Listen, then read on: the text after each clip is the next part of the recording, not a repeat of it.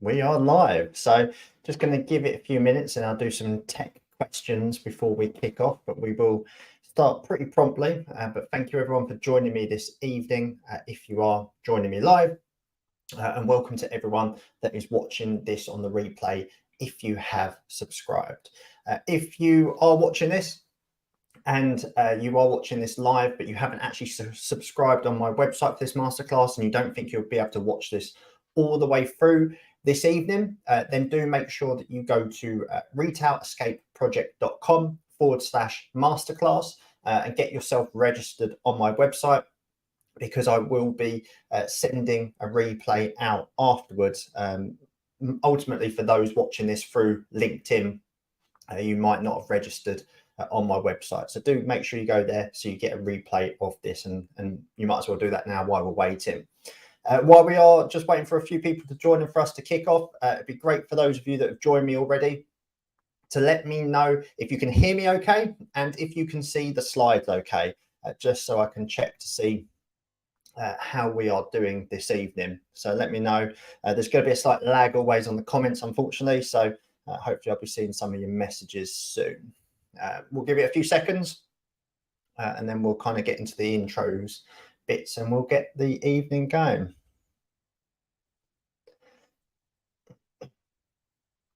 So while we've got people joining, got quite a lot of people joining us this evening, which is brilliant.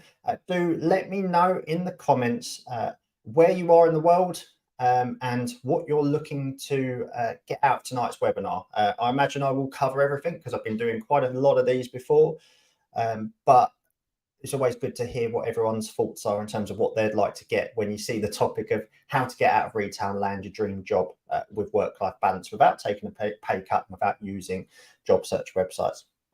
So thank you, Rick. Thank you, Joe, for confirming that you can hear me okay, which is great. So we're going to kick off because you guys are giving up your evenings or afternoons, depending on where you are in the world.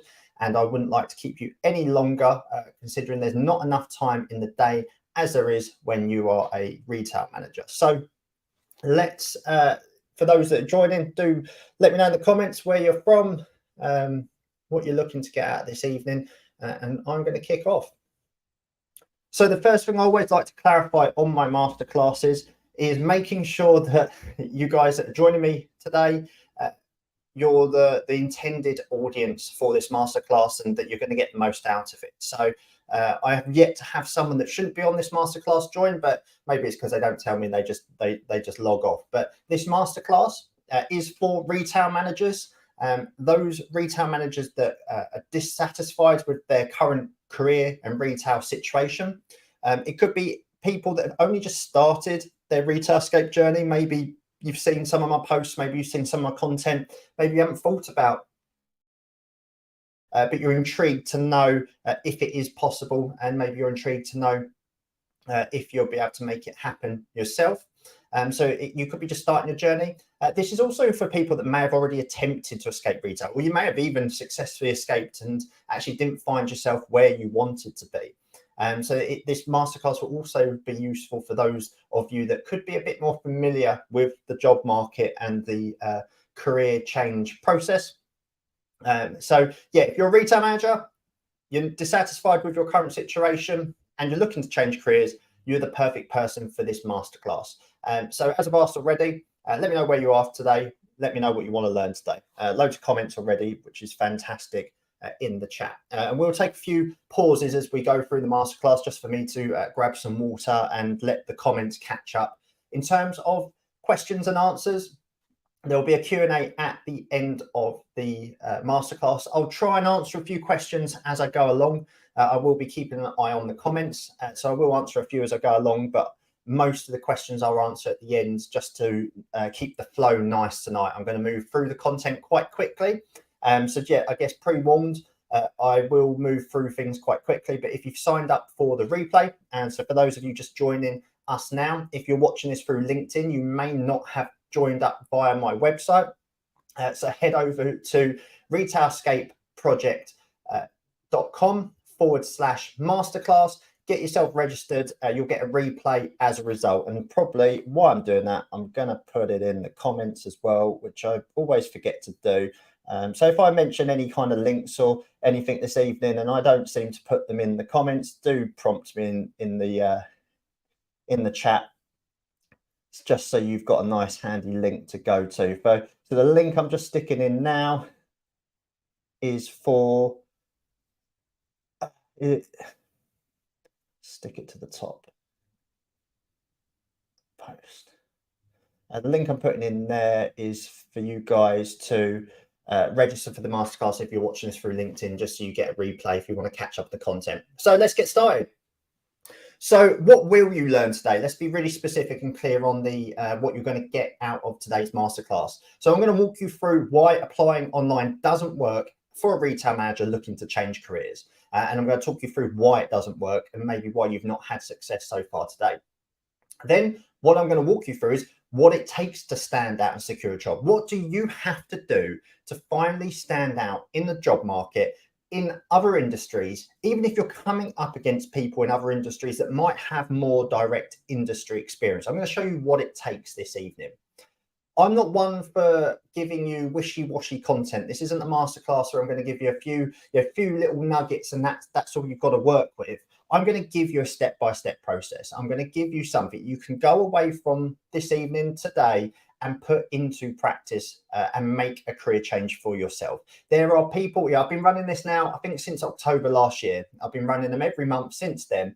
And I get messages every single month where people have gone away from this free masterclass and successfully escaped retail. And maybe they've been trying to do it for years, various different levels of people that join these masterclasses, and they make it happen from this masterclass. So do make sure you're taking notes. Ultimately, you're only going to get something from this masterclass if you go away and do something with it. But it's totally possible that you can leave this masterclass with an actionable plan that you can implement to escape retail. And then finally, at the end of the masterclass, I'm going to just walk you through how you can work with me should you want further support. But like I say, there's plenty of content here for you to go away with. But if you want some more tailored step-by-step advice, then I'll be talking you through at the end what the next step is with me physically. So in terms of a little bit about me. So some of you might know me quite well. Some of you might have been following me for a while. Sorry, 1 minute, just catching up with the comments, just lost it on my phone. So some of you might have been following me for a while. Some of you might have only just come into my world and know very little about who I am. So first thing, I wouldn't be talking to you guys about how to escape retail if I hadn't been where you've been yourself. So I joined retail just like many people do in general, in terms of I came out of school and I had no idea what I wanted to do with my career. I had friends that all knew what they were going to go off to university, get degrees. They knew what they wanted to do, but I had no idea at all what I wanted to do with my life. So I thought, what, I need to get a job and maybe I'll figure it out as I go along. How much does that resonate with you guys in the chat in terms of how you ended up in retail? But I'd only ever worked in retail. So I got a job in retail, hoping to figure out what it is I wanted to do. And lo and behold, how many people's retail careers unfold 10 years later, and I'd made quite a good career out of it. And had I ever figured out what I wanted to do? No, I didn't. So how many of you that's joined us this evening joined straight out of school, and maybe it could be the only career that you've ever had thus far today? Now, in terms of that period of time, so like I said, I joined retail straight out of school. And over those 10 years, who I was when I joined retail was very different to the person I was 10 years later. So when I joined retail, it was straight out of school. I wanted to earn a bit of money. Things like money and status were quite important to me because, I was early in my career and I was building something and I was learning, and it was quite good to be earning a bit of money. And as I stepped into retail management, I was earning even more money, and it provided me with a lifestyle. But as my life went on, as you get older, certain things are more important to you than what they were when you were younger. So where you feel like you've got loads of time for your friends and family, as I got older, that time was more important to me. And as we well know from a retail perspective, there's not that much time to play with when it comes to our hobbies, our friends, our family. We've got to take that time as it comes. But something like that was more important to me later on in my retail career than when I first started. So what I found as things went on is I changed as a person, and I had bills, I had commitments. I wanted to spend more time with my friends and family, but retail was still retail, and retail didn't afford me to be able to do those things. And I guess let me know in the comments in terms of how you're feeling right now. But I started to grow frustrated with that lack of flexibility and that lack of balance. It wasn't important to me when I was younger in my career and just starting out. I didn't really mind about doing 12-hour days and long shifts, but I was growing tired of it because what was important to me now was different to me then. And unachievable expectations are something that's probably changed even more in the current times. Is that retail is a really fine margin business and operation, and we know very well that staffing cuts is one of the biggest costs that you can cut, and that we're seeing more and more of it. And as a retail manager, I found that my job and autonomy around my job diminished as time went on because I just didn't physically have the time to operate to my full potential as a retail manager. So that frustrated me. And really, I was just tired of being switched on 24 hours a day, 7 days a week, having to go to alarm call outs at Christmas, having to be, worrying about, actually, is my plans going to fall through because I'm going to have to go to my store because something's gone wrong. And it's tiring. And I think I probably left the retail world back in 2018 before this became a thing. But there's things like even like Microsoft Teams and WhatsApp groups now that stop retail managers forever switching off because you would, regardless of even if you're not in your store, you're still being bombarded with work-related comms and stuff that you have to keep a note on. So I was frustrated, and I guess one thing that was quite fortunate to me, didn't feel fortunate at the time, is that the company I work for in the UK, so I work for a company called Sainsbury's, and probably what I would say is quite a lot of you joining me from the US this evening. Everything that I'm going to go through tonight applies to wherever you are in the world. I've worked with people obviously from the UK, but I've worked from people in the US, I've worked from people various different places within Europe, and I've worked with people from China. What I teach you tonight will work wherever you are in the world. And probably while we're on the subject, just another thing to get out of the way. If I mention CV, it's just the UK version of a resume. So if I go on about CVs, it means resume for those that might not be aware. But fortunately, or unfortunately, working for Sainsbury's, that was what the retail company that I joined personally. As you can see, a nice picture of me faking, kind of a semi-smile in the image itself. I was made redundant. And I wanted to use that situation to change careers. Now, you might be sitting on here going, well, it's a bit different then in terms of, we're all working in retail and you was made redundant, Tom. So, you was kind of afforded that opportunity. Let me tell you this, I could have easily gone back into retail. And a lot of people, go through redundancy situations or move around different retailers all the time and never actually do something about escaping retail. And then let me tell you one other thing. It's much easier to find a job when you've got a job. But I was naive at the time, and I thought I'll be able to use this situation to turn it into something positive. So, I was out into the world, ready to apply for jobs.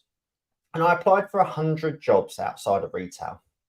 And how many did I hear back from? Absolutely none of them. And it was frustrating. And it made me feel like my retail experience counted for nothing. Most of those applications, I didn't receive anything back from. Some of them were the templated, sorry, you've been unsuccessful emails. And it just made me feel like I'm going to have to get a job in retail. This isn't going to work. And really, I started to toy in my head. Maybe I need to start looking at jobs that paid less salary and, give up the lifestyle that my retail job had afforded me to at that point in time.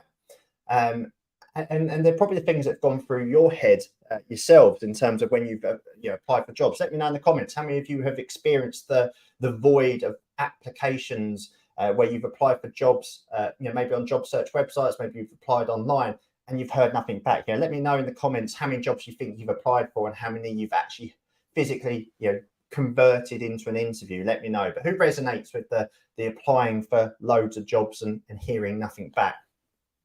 So that was a situation I found myself in. So what happened?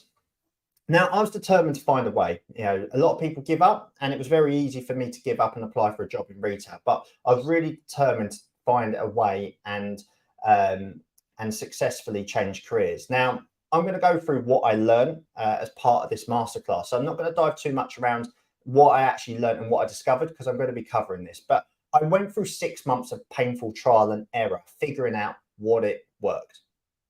And I successfully secured a job, or I successfully secured a job and several offers from other companies outside of retail. But it did take me 6 months to get to that point, in able to secure interviews in other industries.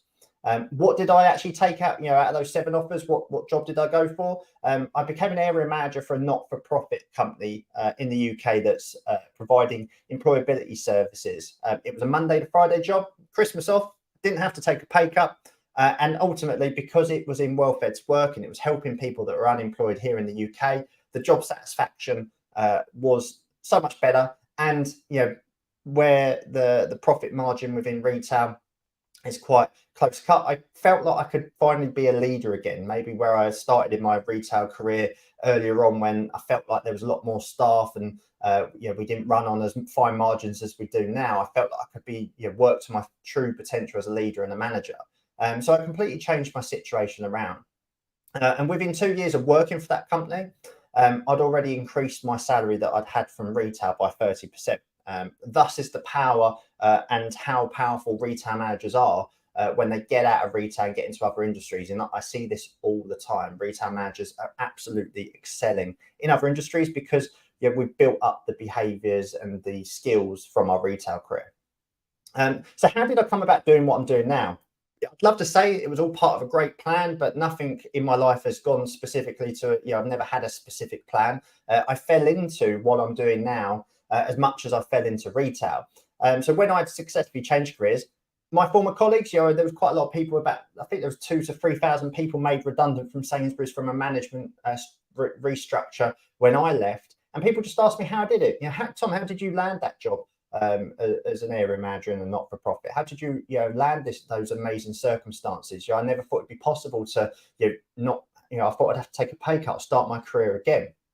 So people asked me how to do it, and I just helped them one by one. I showed them what they had to do, what I learned from those 6 painful months of trial and error, because there's still people on the job market at that point in time still struggling.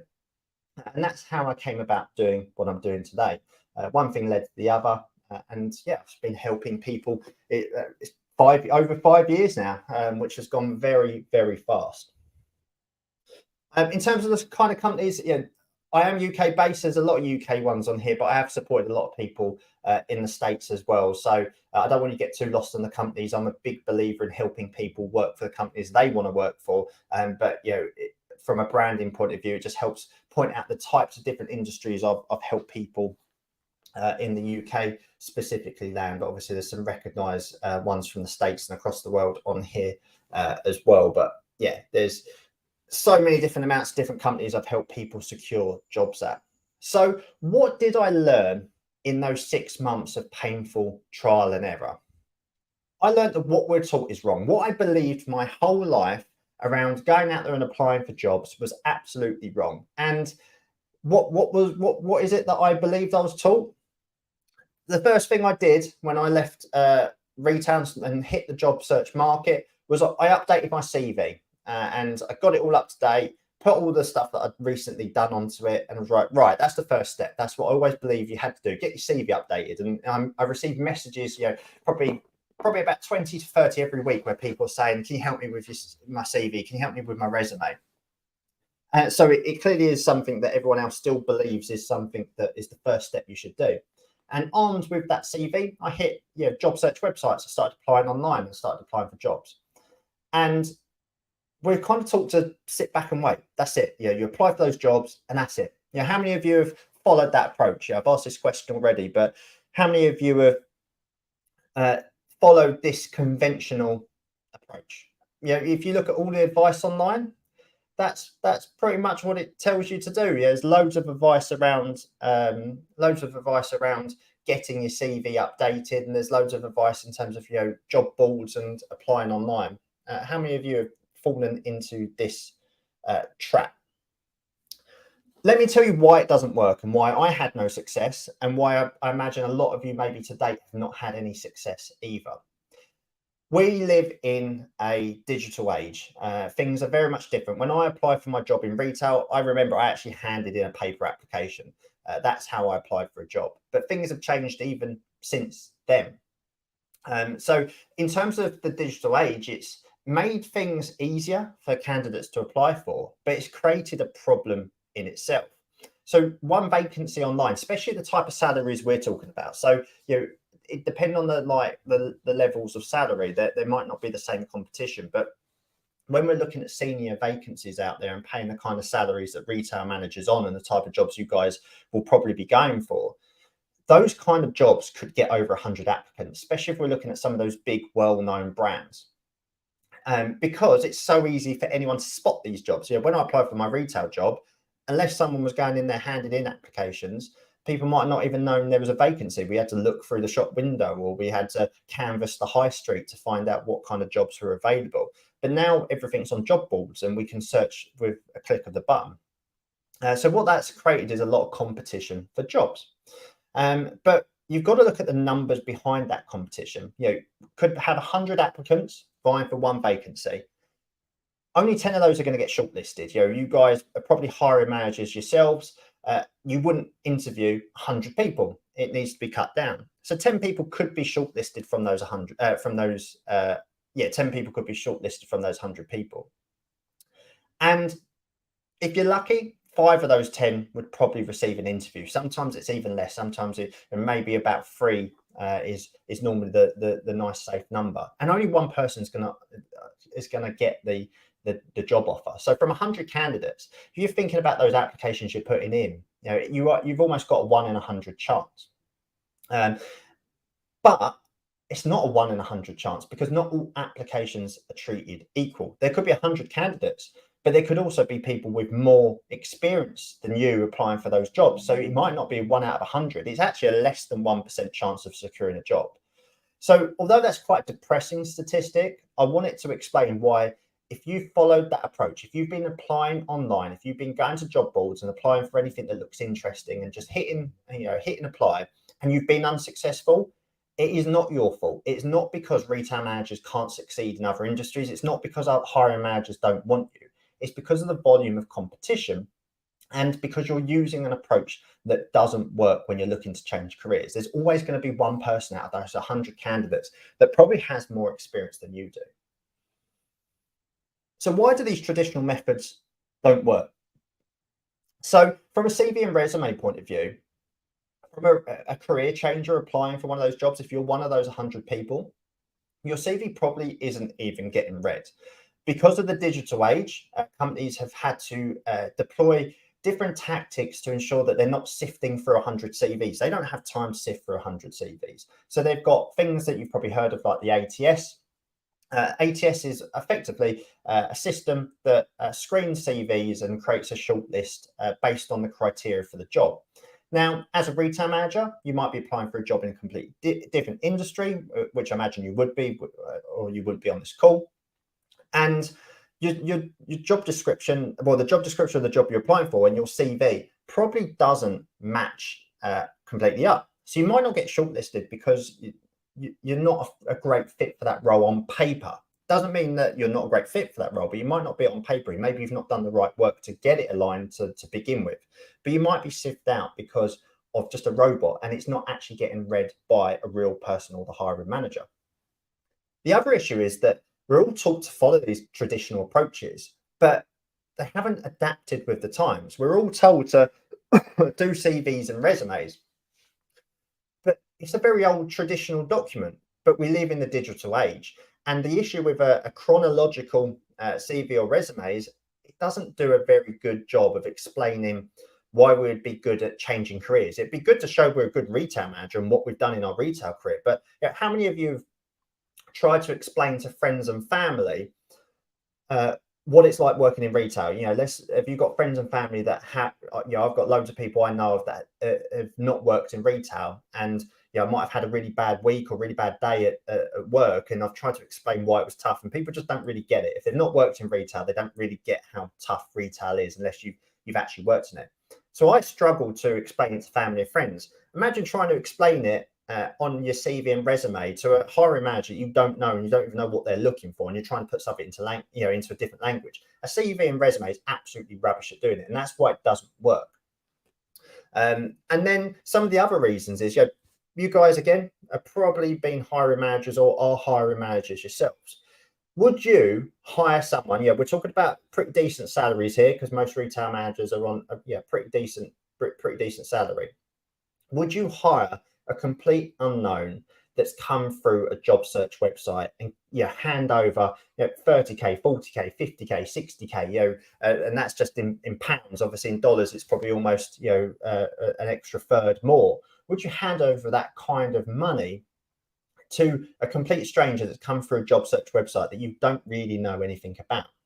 The answer to that, whether or not you might, because you're a retail manager, give a chance on someone, it's not a way that hiring managers are going to prefer. You're not going to take someone that's a complete unknown that's come. They're going to take someone that they might know a little bit more about. And then probably the big one that a lot of people don't know about is only 80% of senior vacancies actually make it online. You may have heard of the hidden job market before, the secret job market. It's not so hidden. It is hidden, but it's not so secret. In terms of these high-paying jobs, a lot of companies don't want to put them on job search websites because they do know that it's obviously going to get a lot of competition. It's going to probably be a low quality candidate pool. Anyone can apply. I could go and apply for a 500,000, £500,000 pound a year job. I could apply. It doesn't mean I'm fit for that job or a good match for that job, but I could apply. And that's how employers see applications through job search websites. And as a result, when they're looking for high salaries, so again, we'd probably talk about salaries on the 40, the 50, the 60 K plus from a pound point of view. They don't put them online, or they definitely don't put them on job search websites.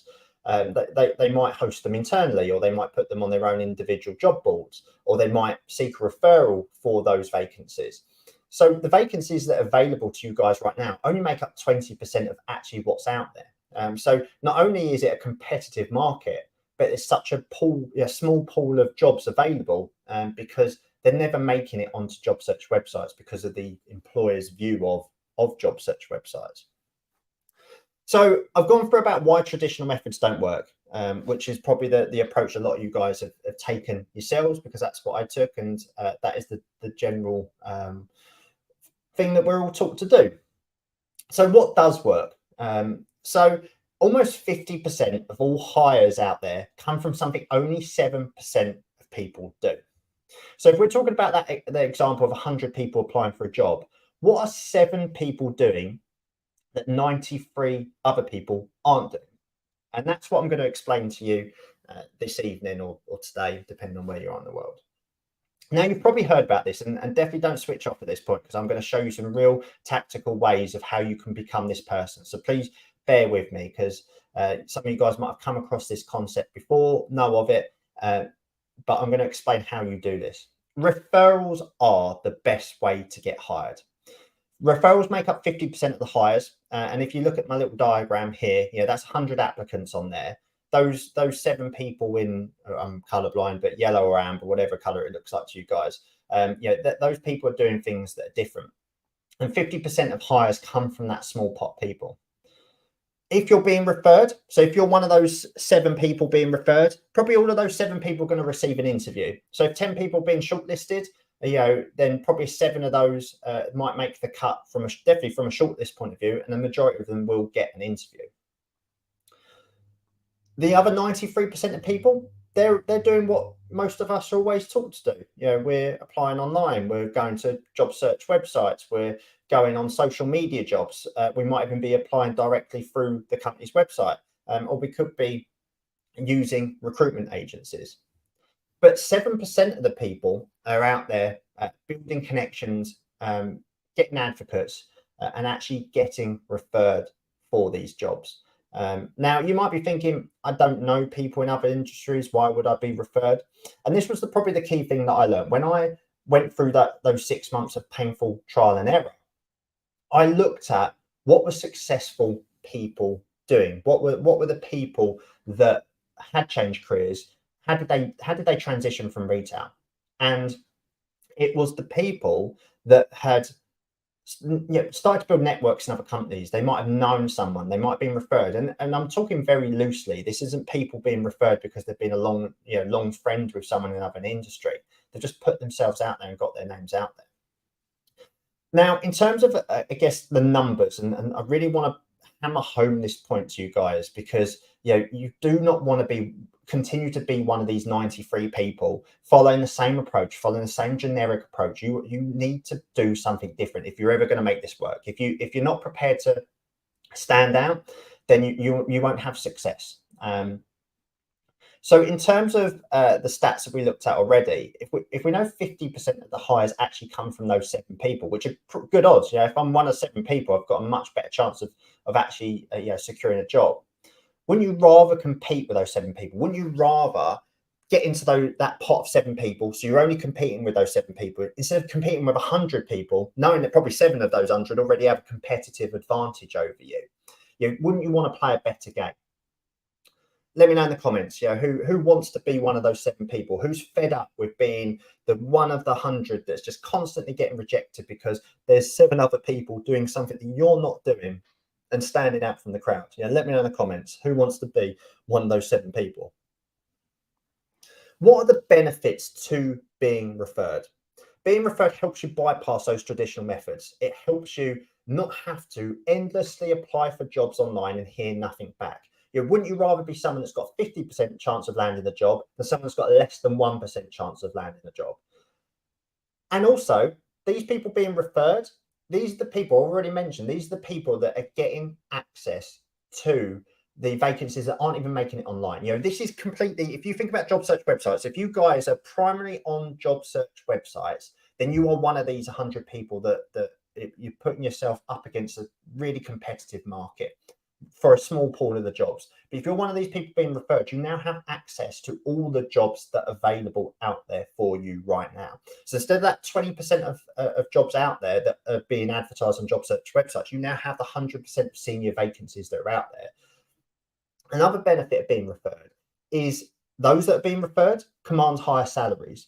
Reasons for that, because as an employer, if someone's being referred to me, and I'll get into a bit more detail around the referral aspect. We're not, like I said, we're not talking about being the employer's or the hiring manager's best friend here, or having some secret inside knowledge. I'm going to tell you how you can get referred, having not known anyone in the company that you want to work for.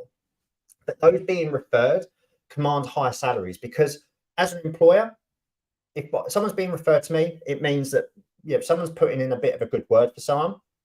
But also, I know a bit more about them. I'm more likely to part more money with someone because I know more about them. They're less risky to me than some faceless application that's come through a job search website that I know absolutely nothing about.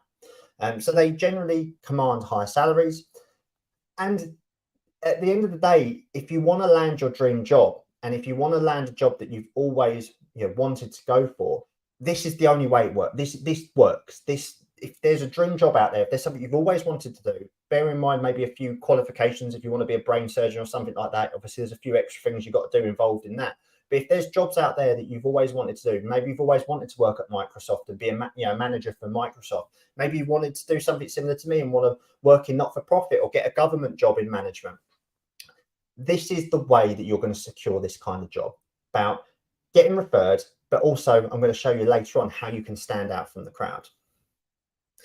Now, let's start by looking at who hiring managers actually hire, and let's put ourselves on the other side of the table for a minute. So if you are a hiring manager, so a lot of you guys again are probably hiring managers yourself. When you recruit someone, do you recruit someone that met all the job criteria on the job description? So do you sit there with someone in front of you, and even if you're shortlisting for a job, do you sit there and go, right, here's the job description, you get it out and tick it? I know I didn't as a retail manager. I didn't pull out a job description and match people against that job description. I had a rough idea of what I wanted that candidate to possess and some of the key skills, but I never gave the person that matched the job description the closest. Yet, from a retail manager point of view, we believe that we have to tick every single box when we're applying for jobs. Now, does the most qualified person actually get the job? Is that the case? I know plenty of people that I've worked with over the years that have had some fantastic qualifications, but does that always mean that they're the best person for that job? Or potentially, would the person that shows the most value, shows the most, that they're motivated for the job, is the most motivated candidate that's really given the job a thought through in terms of how they can add value to that company, how they can add value to that role? Would you not give that person the job than someone that might have it all on paper? But again, those that have it all on paper aren't often the most motivated candidates. Normally they're a bit they expect they'll probably land the role because of it, and they don't put as much effort into it. We've probably all seen applications like that before. So put yourself in the hiring manager's shoes. Do you hire based on someone meeting every single criteria in the job description? Do you hire someone that's always the most qualified? The answer is no.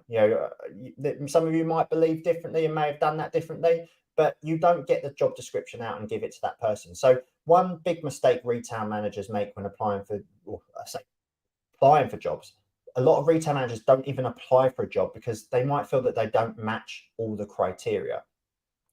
So if you're a company hiring for a position, do you put a job description online where you where you're hiring for someone that's average at the job? So let's say I'm hiring an operations manager for a not-for-profit company. Do I put on the job description an average person at that job? Do I put on the person that's just left that job? They're kind of what they were kind of good at. Or do you put on the best possible candidate as the job description? Of course, it's always the best possible candidate. You want to find the best possible candidate. But as retail managers, we get put off from that because we're like, well, I might match maybe seven out of 10 things on that job description, but I'm not going to apply because it wants this qualification or it wants this experience. But we've already just been through. We never give the person, we don't have the job description in front of us. We don't give the person that ticks every single box the job because we don't ever have that. We have an idea of what we want. And that's what it's crucial. And I'm going to explain how you do that is what does the hiring manager specifically want? And how can you stand out so you come across as you're going to be, but how do you come across to be the most motivated candidate? And how can you come across and show how you'd add the most value? How can you stand out? How can you be one of those 7 people? Now, you might be thinking from all this I've gone through so far is, I don't even know what I want to do, let alone land a referral. And I'm going to talk you through how you can move forward from that, because it's a common issue people have. You've only ever worked in retail, you don't know anything different. What can you go for? And you might also be thinking, I don't know other people in other industries. Why would some complete stranger refer me? I have no connections with anyone right now. And you might still be thinking, well, that's great. I'll be able to network and have conversations with people, but I still don't think that hiring managers are going to take my retail skills seriously because they've not taken it seriously before. But let me tell you, all of this is much easier than you think to achieve, which I'm going to now walk you through step by step. And so I'm just going to take some water. Let me know in the comments how what you're thinking so far. How you finding? Are you looking forward to finding out how you can become one of those 7? So what we are going to cover now is my free Retailscape Secrets. This is the 3-step process that you guys need to follow if you want to become one of those 7 and secure a job offer in another industry. So secret 1, we're going to go through how to identify dream companies that will provide you with the career that you desire, aka your target companies. Secret 2, how to identify and network with career influencers at those target companies in order to secure referral. And I'm going to talk you through how you can do that without feeling awkward and sleazy. Networking and having conversations with people always feels a bit awkward. I'm going to show you how you do that without feeling sleazy. And then secret 3, how to create a retail value proposition that makes you irresistible to non-traditional industries, so industries outside of retail, by highlighting your transferable retail value. So those are the 3 steps I'm going to take you through. So step 1, identifying your target company. So a lot of people get stuck on, I just don't know what to do instead of retail. Only ever worked in retail, and it's completely understandable. And I used to, when I was kind of trying to think of what I could do outside of retail, this probably held me up the longest. It probably took me 2 years longer to escape retail because I never knew what I wanted to do. But if you switch your focus from a job title, because we're not defined by job titles, you guys aren't defined by retail managers. You add value based on a unique set of skills that you guys have. You've all got different skills, and let me know in the comments now, because I can use it as a few examples. What do you think are some of the unique skills that you possess from your career today? Because you're not a retail manager, you've developed skills and you have those skills to offer. You currently offer them to your retail employer, but you can offer them to other industries. You're not a retail manager, you have those set skills. And when we detach ourselves from our job titles, it becomes a lot easier to think of, okay, who needs those skills? What companies could I work for that also needs those skills that I've developed within retail? And when I first, to be fair, this is probably talked about a lot more than when I first started showing people how to do this. But job search websites, I absolutely hate them. And if you read any of my content or see any of my posts, I don't talk highly about job search websites. I think they're absolutely awful. They're awful if you want to change careers. They're awful for retail managers. And they demotivate a lot of the job market because of how competitive and poorly designed they are to get companies the right hires. But one thing they are good for is they're almost like a job search Google. You can use job search websites to conduct your own research to find companies that you'd like to work for. If you don't know right now some of the dream companies, some of you might right now have a whole list of companies you'd love to work for. If I said name 15 companies, you could probably write 15 down right now going, I'd love to work at these 15 companies. Some of you might not have any idea what kind of companies you'd love to work for. The great thing about job search websites is you don't have to type in your job title into the search bar. What you can type in instead is your skills that you possess. And the thing I like about this is you guys may have jumped on a job search website, typed in, who's done this? Who's jumped on a job search website, typed in manager, you might have even typed in store manager, but you're not going to have much luck finding a job outside of retail if you're typing in store manager, but you've probably typed in manager and then looked at what kind of jobs come up. And the issue for that is it's not very specific. Yes, management is probably one of your skills, but there's a lot more skills that you have to offer. And you probably go through those jobs that come up and look at anything that looks interesting. Why not start putting in some of the skills you have and mixing and matching it, almost to create a profile of what you want to look for based on your transferable skills? Because what that will do is it will return jobs where those key skills appear most obvious in the job descriptions of the jobs out there. So instead of you trying to look through jobs and try and make yourself fit those jobs, you're now going to return results that fit you. Because you could put in, let's see what we've got in here now. We've got leadership. Leadership is always a good one to go to because it's a bit broader. It gives you a good spectrum of results. But let's say you love coaching. You feel that you are a leader and you love customer service. Put leadership, customer service, coaching into the what in a job search website, and then put in your salary that you desire as well. And then what that'll bring up is jobs that match the salary that you're looking for, but also utilize the skills that you have. So think back to that mentality I was talking to in terms of what hiring managers are looking for. Think about what maybe 3 or 4 skills you have to offer. Bear in mind, the more skills you add, the more specific the results are. So I would always say you want to maybe have 1 or 2 skills in there at a time, and then play around with it and match things up and see what kind of results it comes back with. But who's probably going to be running off to do that right now? Who's come across using skills in job search websites instead of their job titles? Another thing that I would always recommend you do as well. So, I showed you some of the big brands that I've helped people secure. There's hundreds of other companies I've helped people move into that I wouldn't put on a slide like that because you've probably never heard of them and going, well, I have no idea where you've helped these people secure jobs at. Never heard of these companies. Here's a question for you. If I ask you to name a popular brand of fizzy drink, what comes to mind? So stick in the comments right now. What popular brands of fizzy drinks come straight to mind if I mention that to you right now? Let me know. So a bit slight little lag, but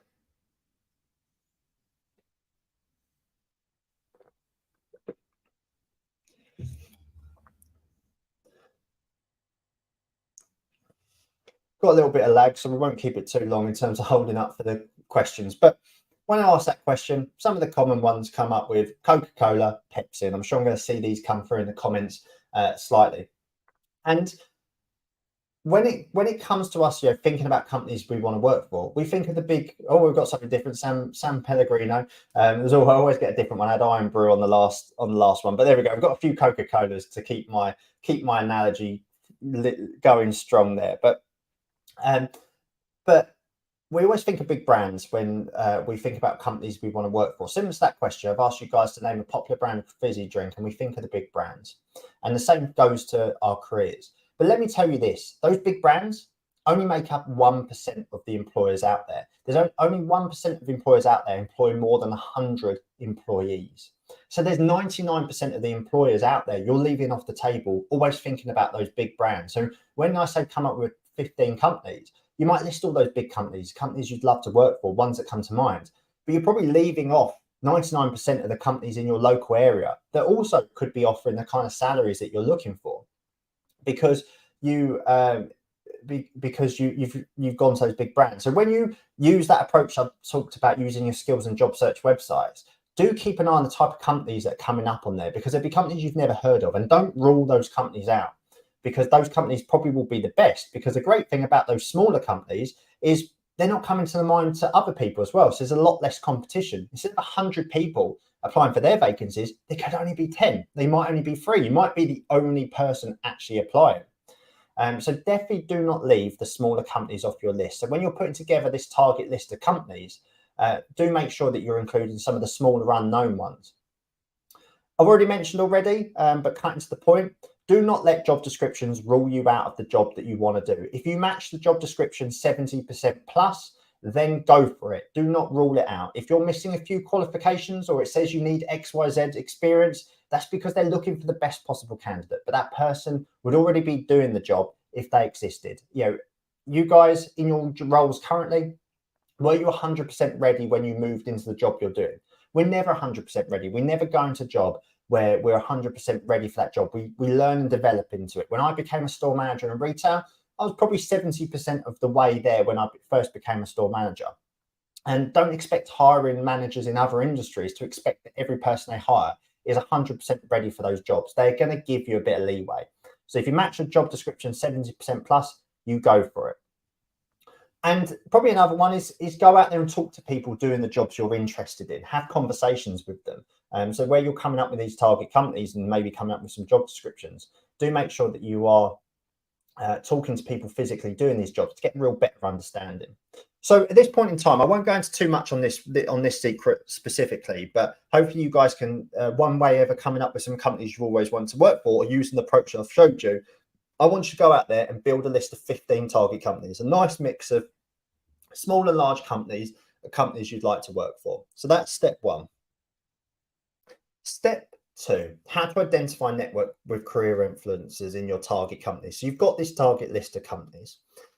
And what I wanted to do for this example is actually walk you through one that I did last month, actually just putting together a kind of tutorial that I was doing last month. So I want to walk you through how you can actually find people that are going to influence your chances of getting hired. So like we know, those 93 people out of 100 are all, faceless applications on job search websites. But we want to be different. We want to stand out from the crowd. That's what you guys have all said earlier on. You want to be one of those 7 people standing out from the crowd. So we're going to do things a little bit differently. We're not going to be one of those faceless applications. We're going to do some standout stuff here. So to walk through this example, this job probably has closed now, but I just found a random job on a job search website. There was something that I'd be interested in if I was still looking for a specific job. So this was a senior talent and leadership manager at Macmillan Cancer Support, which is a charity here in the UK. It might be in other places in the world, but definitely here in the UK. And it was a remote role, which I was loving the sound of that, in London, and it paid between 60 and 70k a year. So what a great role, nice hybrid role, permanent. And I would have loved to have been a talent and leadership manager. So that came up. So, like everyone else, you could just one click apply on this job search website. Now, in terms of the finding someone that can influence your chances of getting hired, this is where LinkedIn. So a lot of you are watching this through LinkedIn right now. The great thing about LinkedIn is it's a social network. People are expected to connect and reach out to people. It's why we're on there. And you can find any hiring manager hiring for any job posted anywhere online. So as an example, I found a senior talent and leadership manager role. So what you can do on LinkedIn is you can go to the search bar, and I typed in, to be fair, to start off with, I typed in Macmillan Cancer Support and found the company page. I went onto the company page, and on the company page, there's a little, depending on if you have any connections that you know of at that company already, there's a bit where you can view all employees. You can find all the people that work there. And then I clicked on that, and then I just type into the search bar, because at that point in time, it's now applied a filter for Macmillan Cancer Support.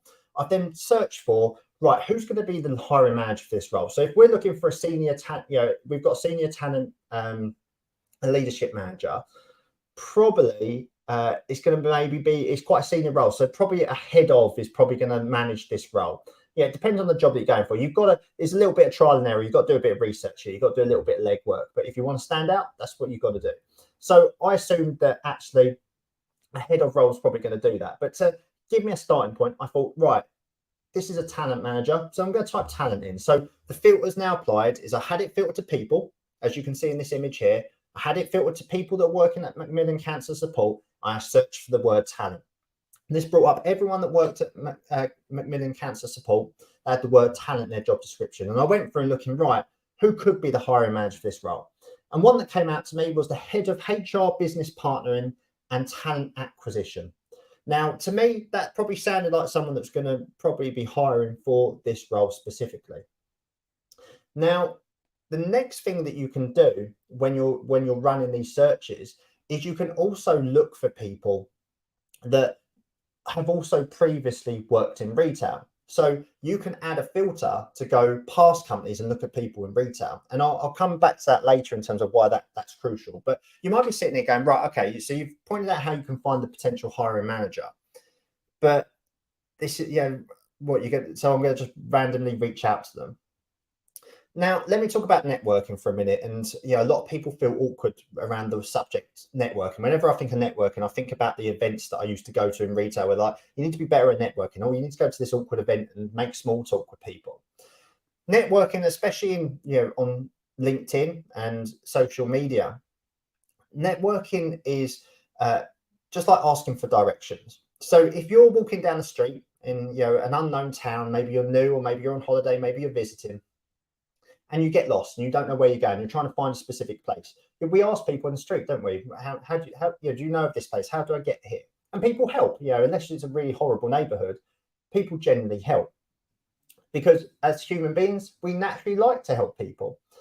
And that's exactly what networking is. Instead of asking for travel directions, you're asking for career directions. You're asking people to help you in the right direction.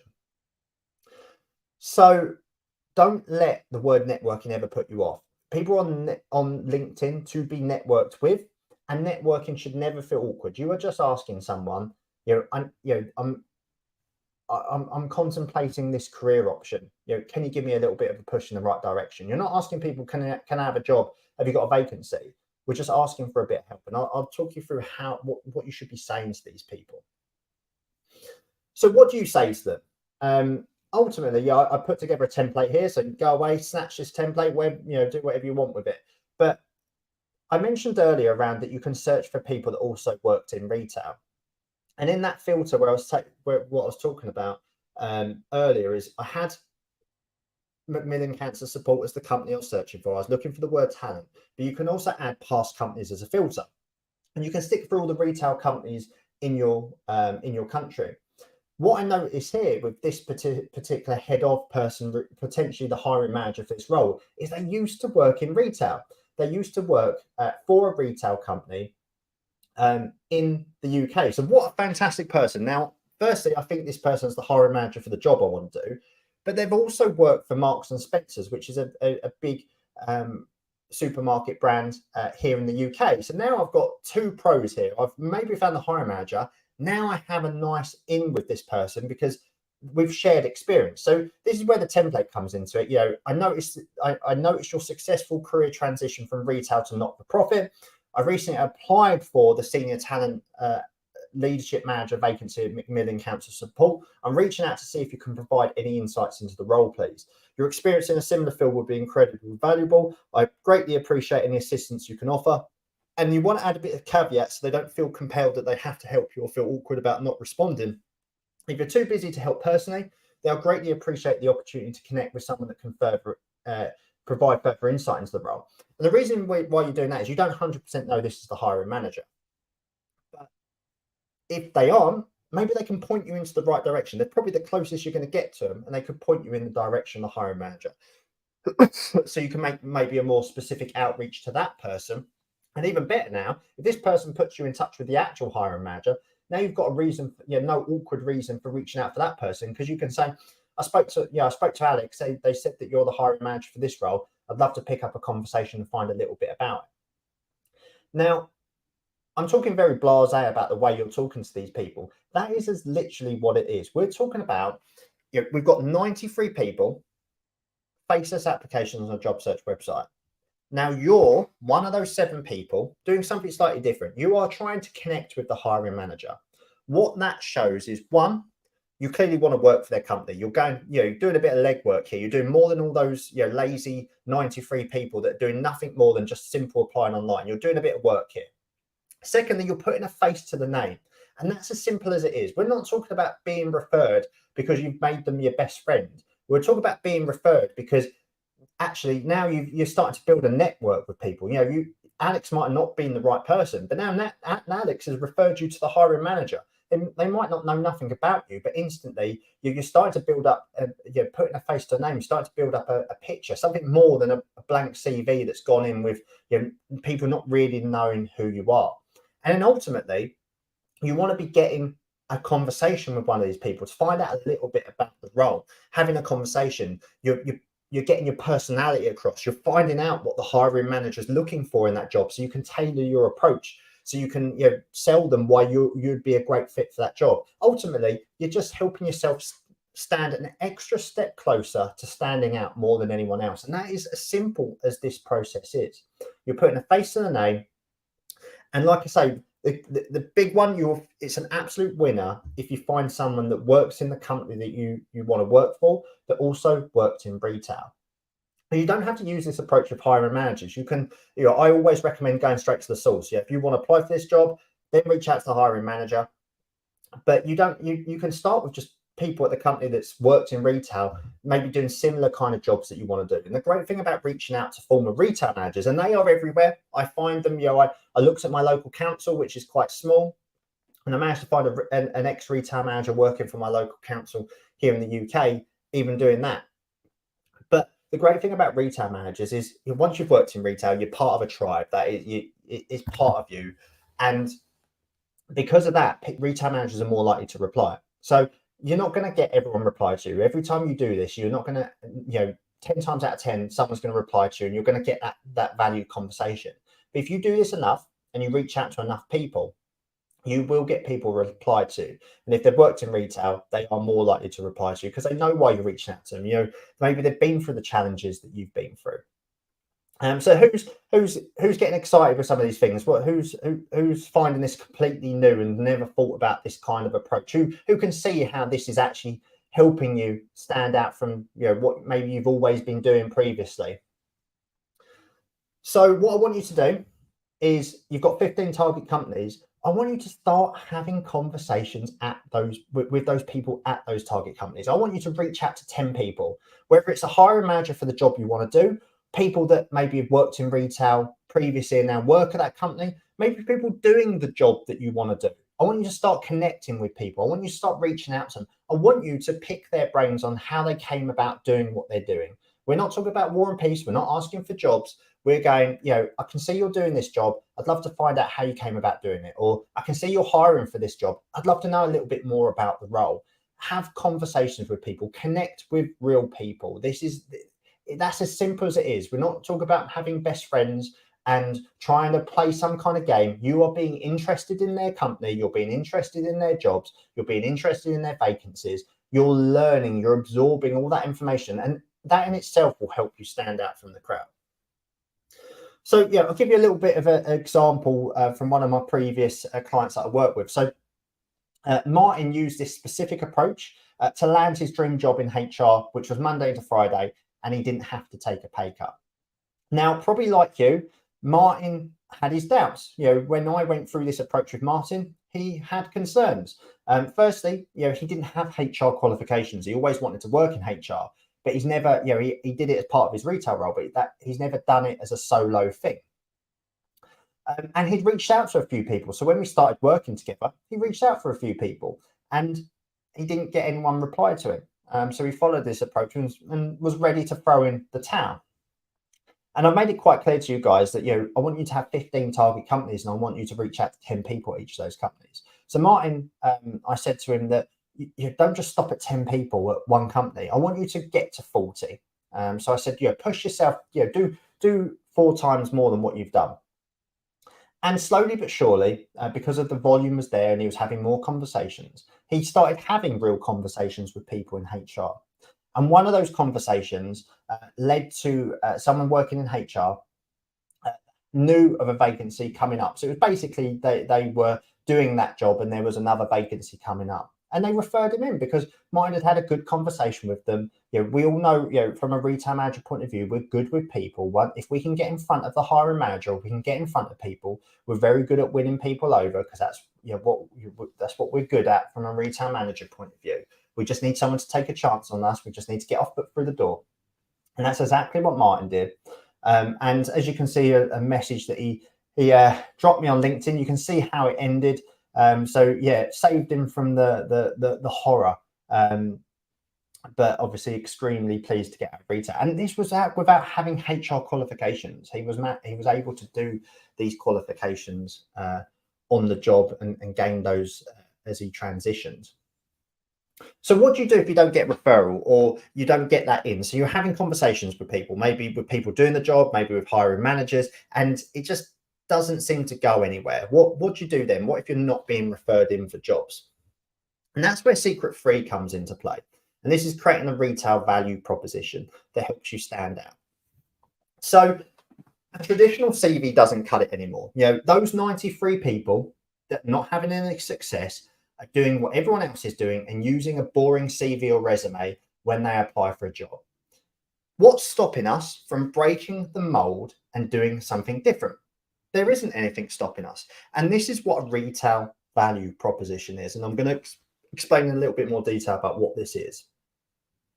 But ultimately, when hiring managers are hiring people, they're not hiring based on a job description. They're looking for someone to solve a problem. Whether or not it's someone to lead a team, whether it's someone to manage a specific department, whether it's someone to improve customer service, whatever it is, they're trying to resolve a problem that they have, and that vacancy helps them with that problem. And every candidate should be a solution to that problem. And what a retail value proposition is, let's say you've had a conversation with the hiring manager, found out a little bit about the job, what they're looking for in an ideal candidate. Now, what you can do is you can go away and put into paper, not in a boring one-dimensional CV or resume, you could put together a value proposition. And let me tell you about a story early in my career that I was done over by my own retail value proposition when I worked in retail. So when I was hiring for a team leader role, so I was the store manager, I had a team leader vacancy, I was hiring for it. And someone turned up at my store that was interested in this team leader vacancy, and they had put together this is obviously going back a little bit. They'd put together a ring binder and they'd done a complete analysis of my store, what was good about it, what the opportunities were, and they handed it to me and said, look, I'm really interested in this team leader vacancy. I think I'd be really great at it. This is how I think I could improve your store. And I I was blown away. I was absolutely blown away. And they hadn't handed me a CV. I had no idea what their background was, but on that paper, they told me how they could help me, how they could solve my problem, how they could lead a team, how they could improve my store, just by doing something slightly different. Obviously, that person got an interview, and that person got the job. And I didn't really think of much of it back then, but this person had gone above and beyond and given me what I wanted, and they didn't have to do it with a boring, CV and resume. And that is effectively what a retail value proposition. I'm going to show you guys how to do something different that no one else is doing. And ultimately, if you guys want to be securing jobs with high salaries in other industries, you're going to have to show that value. Yeah, if you want to secure a job that pays £60,000 a year or $100,000 a year, you're going to have to show that value, and you can't really show that very well on a CV or resume. So a retail value proposition helps you pull that value out, put it into a more engaging document, effectively a portfolio, similar to what that person did with me with a ring binder, but more in a digital form, better than a cover letter, better than a CV and resume, and put it on paper of why you're the best person for that role. And obviously, you've got the upper hand now because you guys have been having conversations with people in the company, or you've been having conversations with the hiring manager. You know what they want. Now you just got to give it to them in the form of a retail value proposition. So think of it as your own personal portfolio.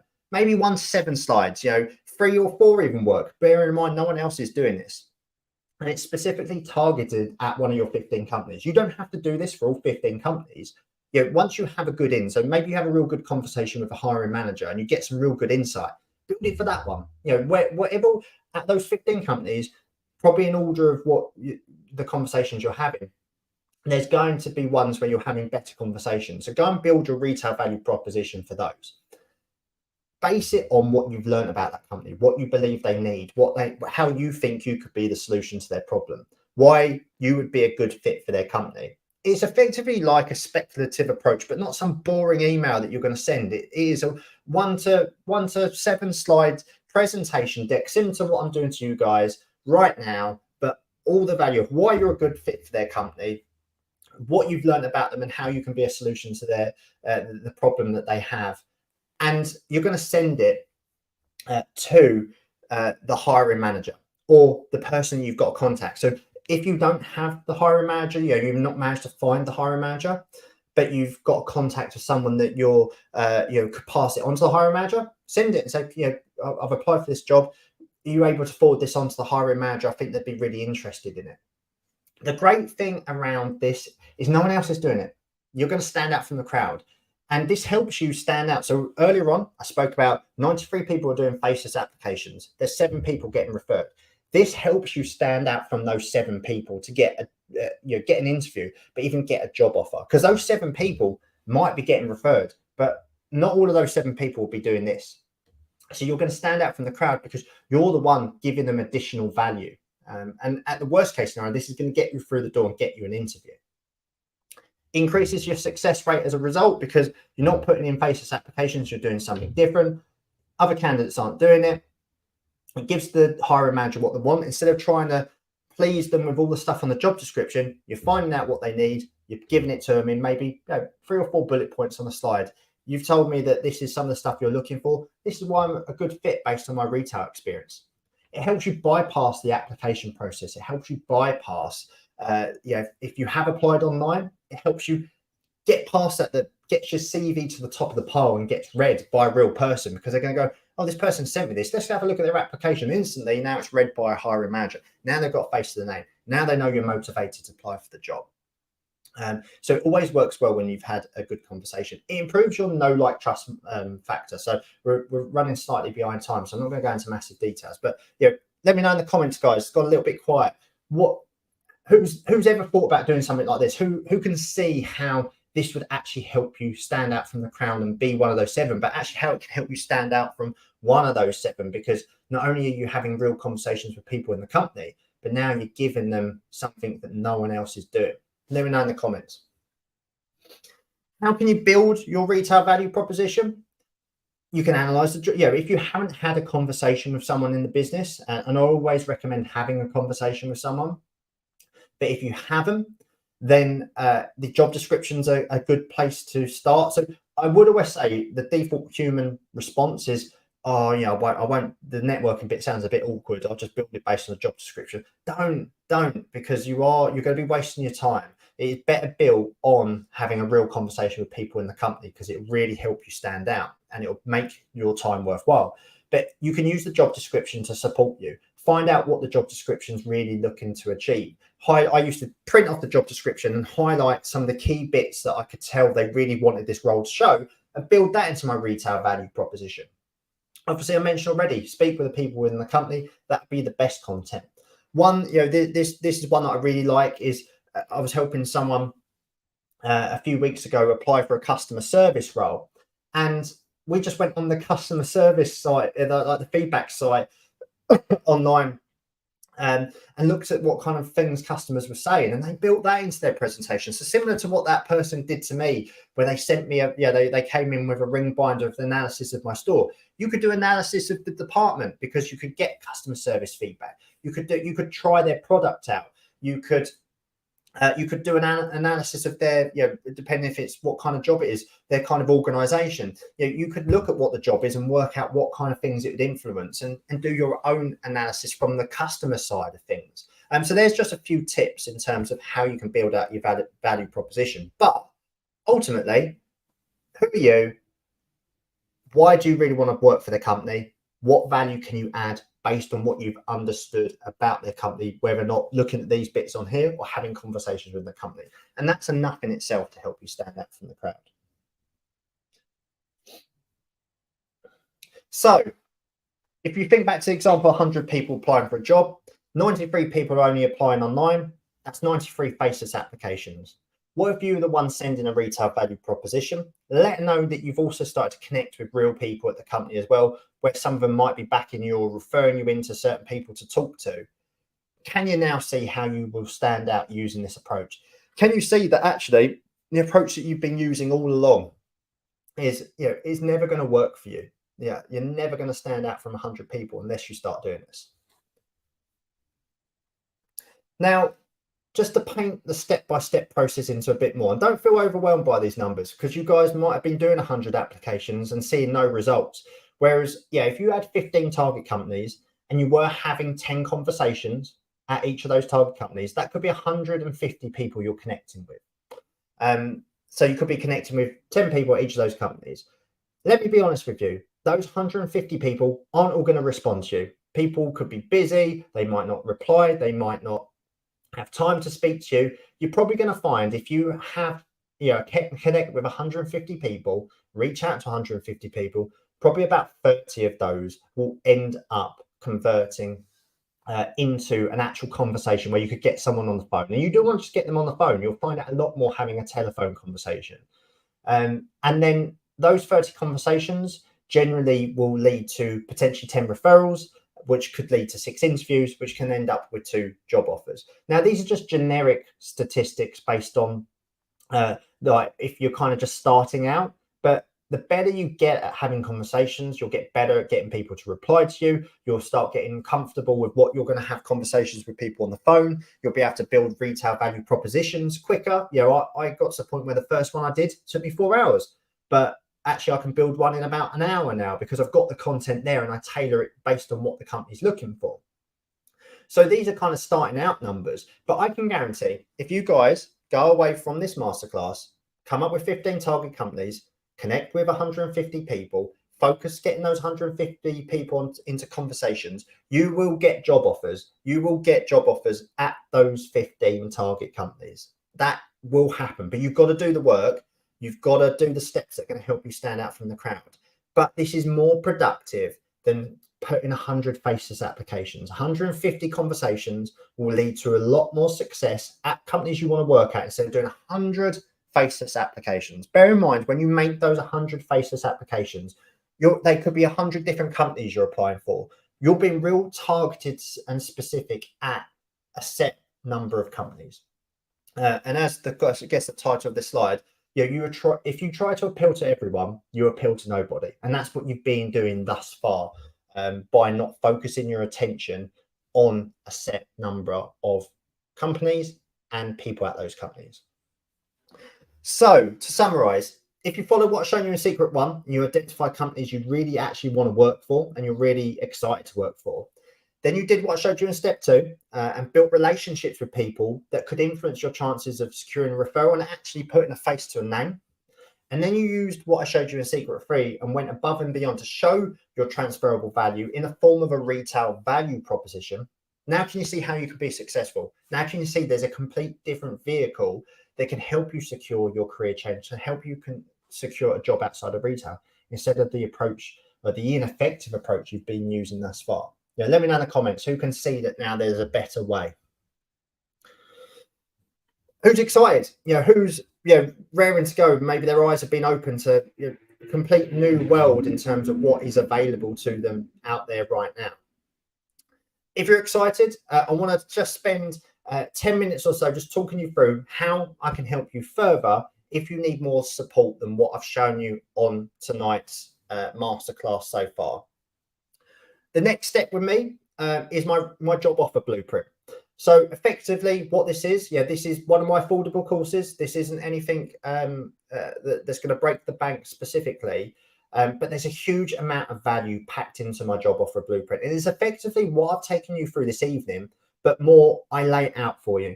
I give you templates on what a retail value proposition looks like. I give you some examples. I give you scripts and content in terms of what you should be saying to these people. I give you a more structured approach. There's only so much I could cover in a masterclass. I could go on for hours and hours and hours. This gives you a step-by-step process of everything I've gone through this evening, but in more detail and step-by-step done for you process.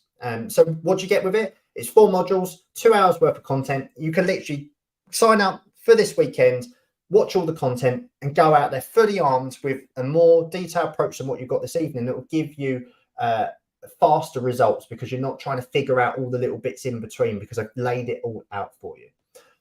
One of the things you might struggle with is coming up with those 15 dream employers. I've gone through a few techniques this evening of how you can do it, but you might still think you're going to struggle with that. So I give you my 5 steps on how you can build a list of dream employers. And then obviously I've walked you through as much as I can do on a masterclass, but I give you loads of different ways that you can identify career influencers and how you actually build relationships with them. Again, I've shown you how you can have that initial conversation, but again, I could probably talk all evening about how you actually turn those people into advocates willing to refer you into their vacancies. And some of the things you might struggle with is getting people to actually reply to you. You might reach out to people and not get people to reply to you. And there's a lot of different techniques you can use to get people to reply to you. And I talk you through in the job offer blueprint how you do that. And as I mentioned already, tons and tons of templates to take the thinking out of the whole process, where you can literally drag and drop.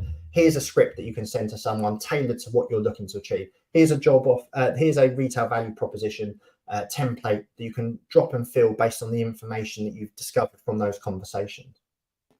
Ultimately, it is going to help you secure interviews. The main result of the job offer blueprint is effectively in the name.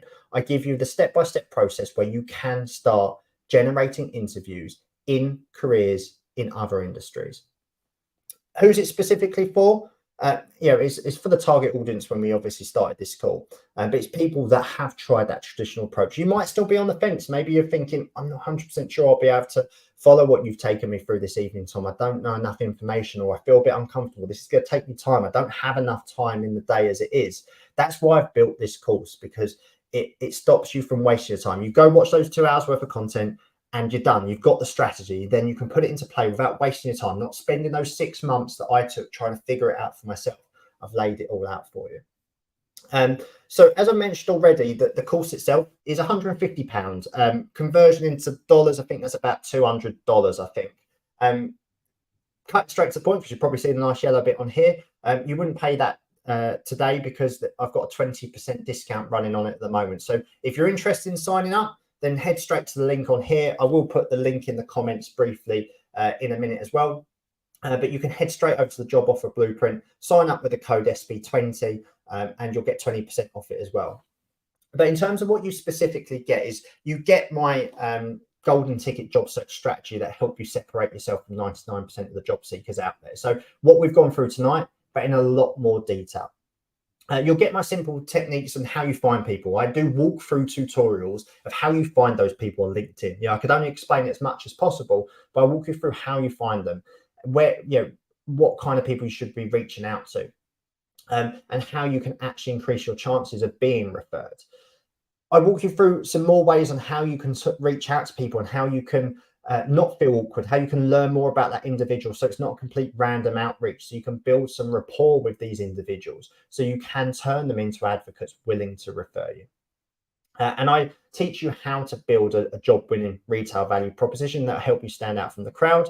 And ultimately, the end result here is following these approaches, as I've discussed already, is it ultimately help you become one of those 1 to 7 people, and you'll secure interviews with companies of the jobs you want. Whether or not you want more work-life balance, maybe you want more job satisfaction. But instead of you applying for 100 jobs and hearing nothing back, this is the approach that you do need to follow if you want to land that job and finally change your situation. Finally, if you're fed up with working long days, or you want more balance, you want to enjoy your time, you want to spend more time with family and friends, or on the things more important to life, isn't it time you did something about it? And ultimately, as I've discussed already, you do need to do things differently if you want to secure the same salary in other industries. You've got to add that value. And I walk you through how you do that specifically. In terms of, I guess, there's only so much I can put on one slide, but I guess I've had this one quite recently, 23rd of June, a message from one of my former clients that have taken this course specifically. So they've escaped, and they've obviously let their retail situation get to the point where it was impacting their health, which unfortunately is normally the point when a retail manager kicks into gear and tries to do something, is when they just feel knackered, they feel burnt out, and maybe it's too far and they've left it too long, and it has impacted them massively. Whereas you might be in a relatively good place, it's a good chance to do something about it now. But this specific client had left it too long. But fortunately, with the job offer blueprint, they've managed to, they're a store manager, and they've managed to secure a job in project management. Didn't have a project management qualifications. That that shows why you don't need qualifications to land a job. And ultimately, pay rise Monday to Friday, some home working. A massive relief from the stress and impossible expectations that we're subjected to in retail, which is fantastic. I love receiving these every month from people that have taken my courses. So that was one I thought was nice and recent and relevant. And those are the results that you could expect to see taking the job offer blueprint. So what would you actually expect from a results point of view? If you follow the processes I've walked you through this evening and really invested in the more detail I cover within the job offer blueprint, you will be receiving interviews on a regular basis. And if you're not doing that now, then obviously that's going to be a massive step up from the situation you're in right now. Job offers in careers and industries that offer better work-life balance and flexibility, definitely. Achieve all that without taking a pay cut, 100%. I don't want you guys leaving careers for anything less than you deserve. But actually finally enjoy the time. You've got yourself to a certain point in your retail career where maybe it's giving you the lifestyle that you don't want to give up. And you shouldn't have to give it up. It's time that you went and enjoyed a more balance in your life, actually enjoyed the lifestyle you've created, but still keep your salary. And that's 100% possible with the job offer blueprint and what I've shown you this evening. So I'll leave it on this page. I'm going to do a Q&A. I'm going to put the link in the comments just if people are struggling putting it into their browser. But that's it. That's all I wanted to cover in terms of how you can work with me further. So the job offer blueprint is a digital course. You get lifetime access to it. I'm always updating it with specific strategies because times change. Like I say, when I joined retail, I was putting applications in and applying for jobs with paper applications. Now it's obviously a bit different, and in a few years' time, it could be even more differently. So I'm always updating it. So you get lifetime access. You can go through the course at your leisure, implement it. You might only have half an hour a day, but it does only take half an hour a day to implement the strategies that I show you in there. So Q&A, let me know in the comments, what questions have you got? Well, I'm just typing up the link to the job offer blueprint. fire away any questions you guys might have about changing careers. You might have some questions about the job offer blueprint or any of the content that I've covered this evening.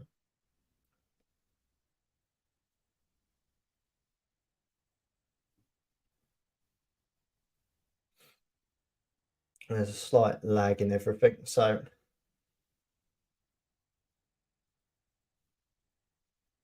or if you haven't got a question, let me know how you found this evening. Has it been, yeah, we've been on for an hour and a half, 90 minutes. I've pretty much kept it on time.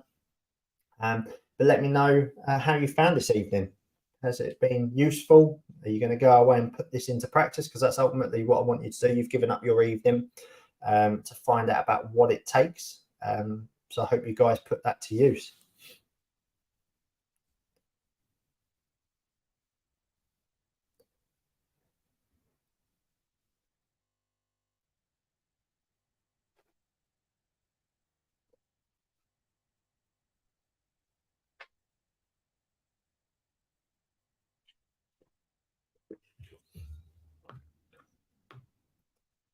Give it a few more minutes just to let things catch up, just in case there is any more questions. Otherwise, I'll bid you guys a good day or evening wherever you are in the world. This is your chance to ask any questions. We've still got quite a few people on the call. I guess I'll cover a few bits just in case it's just taking a bit of time to catch up. But in terms of the time it takes, 2 hours to take the course. You can deploy these strategies and techniques with 30 minutes a day. You don't need more than that. It's probably only enough time you can make in the day as a busy retail manager. I try to keep it achievable, so there's no excuses. I want people, getting involved, whether you're taking away the free stuff this evening or the job offer blueprint itself. I want you to get results. I want to see, great messages like I've shared already with people that have successfully escaped retail. So I've created it with a retail manager in mind. What would have worked for me, so I didn't have to go through those 6 months of painful trial and error. So it is all laid out for you in the job offer blueprint. But obviously, we've covered content tonight, and I get messages every month from people that have taken the free stuff and put it into practice. So I'm not seeing any questions come in. So clearly I've done a lot of these now, so clearly probably cover a lot of the questions that come through. So we're going to wrap up this evening. Thank you everyone for joining me. Comments will still be live, so I'd love to hear how you found this evening. But I'll let you all get on with your evenings, and hopefully I will speak to some of you soon. And I hope you enjoyed the content. Take care, everyone.